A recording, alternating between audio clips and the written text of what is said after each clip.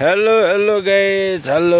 ल है आज चाहिँ पौडी खेल्ने हाम्रो प्लान छ यहाँ माछा मार्दै यो पोखरीमा सर्लक्कसँगले आज चाहिँ प्राय यहाँ माछा मार्ने नि पौडी खेल्ने हाम्रो प्लान छ। अहिले चाहिँ पानी परेर अलिक चिसो चिसो अवस्था छ। चट्टसँगले एउटा पोखरी यहाँ छ, एउटा चाहिँ यता पर छ, यता परतिरपट्टि पनि छ एउटा यहाँ पर।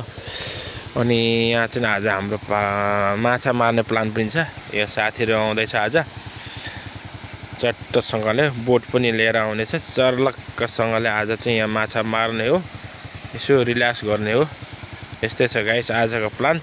हरिरायको छुट्टीमा आज चाहिँ यहाँ मजासँगले पौडी खेलेर माछा मार्ने।